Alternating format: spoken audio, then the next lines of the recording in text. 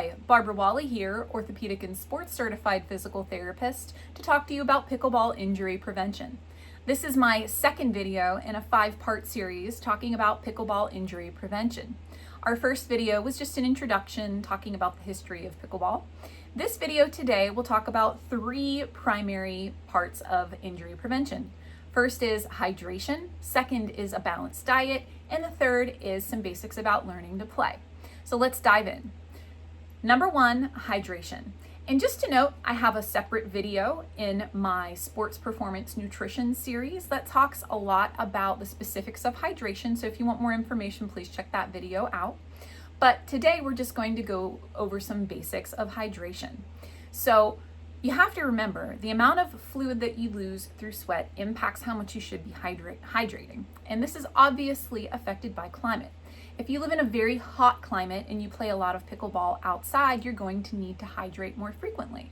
But you also cannot forget that if you're playing pickleball in a dry, very cold climate, you may be sweating a lot more than you realize just simply because your sweat is evaporating a lot faster.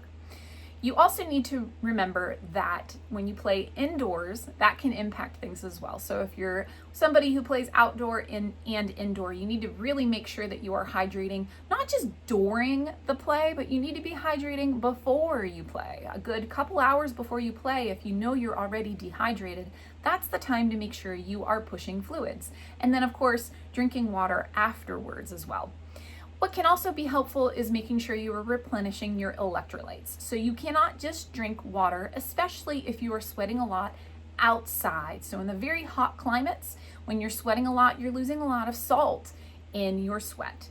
If you are a very salty sweater, especially if you're somebody who, after you've been outside for a long time sweating and your clothing dries when you come inside and you have an actual salt ring on your clothes, you may actually be someone who loses a lot of salt through your sweat. Therefore, you need to make sure you are replenishing those electrolytes with your fluid consumption. Something to know too, and this is leading directly into talking about hydration with injury prevention, is that when you are dehydrated, the tissues in your body, specifically your muscles and tendons, are a lot stiffer. The stiffer your tendons and muscles are, the more likely they are going to be to sustain an injury. So the more that you hydrate and stay lubricated, it's not just lubricating the GI tract, it's also lubricating your entire body. And I'm sure, as you know, if you are extremely dehydrated, what can happen is your skin can actually get very tight and taut. And if you try to pull up on your skin, what can happen is it'll stay tented. You can do some Google research on this, but dehydration affects more than just your bladder and your GI system. It also affects your entire body. So you need to lubricate your system to stay healthy and to prevent injury as well. I can personally attest to this. I've strained muscles mostly when I've been dehydrated. But also remember that caffeine and alcohol dehydrate you. They actually make you lose not only just water, but also sodium as well. So if you've had a lot of coffee before you play, or maybe you had a couple drinks the night before, you need to make sure you're pushing more fluids than normal. And when we talk about glasses of water that you need to be intaking, a glass of water is considered to be 8 ounces or 1 cup. Most water bottles and glasses that you have in your kitchen are a lot more than 8 ounces. So if you're drinking 1 glass, you're probably getting 2 servings of water into your day. So kudos. Let's also talk about a balanced diet. We all know we need to eat healthy. We all know we need to eat our fruits and vegetables. But if you have bone mineral loss, so you're osteopenic or osteoporotic, or you're older in age and you know that your bone density is potentially an issue, you need to make sure that you are pushing your calcium and vitamin D.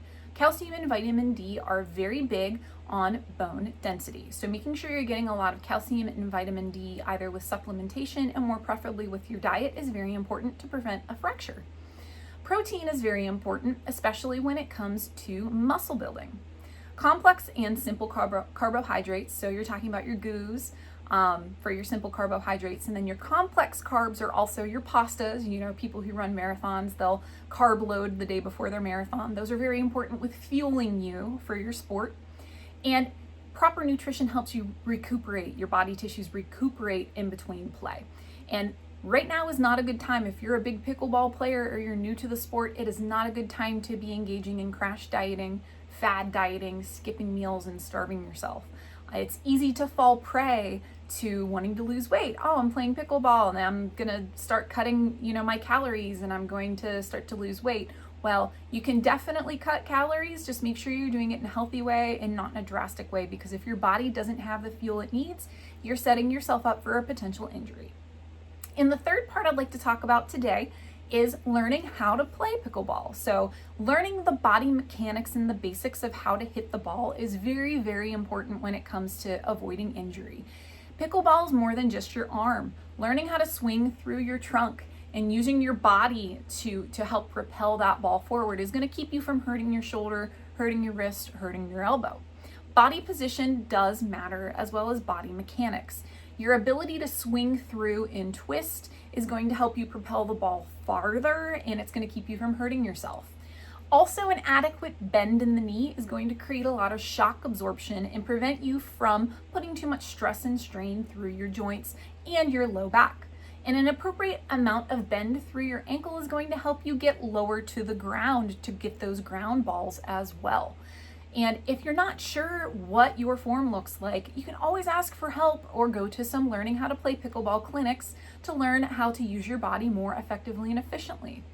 And remember, moving backwards in pickleball is a big injury no-no. So if you know you've got problems with your balance and you know you're a little more susceptible to maybe, bone density issues, try not to move backwards too much, because you might find yourself potentially falling backwards and then putting your hand back, and you might actually fracture your hand or your wrist. So just let those balls go and learn where you are on the court.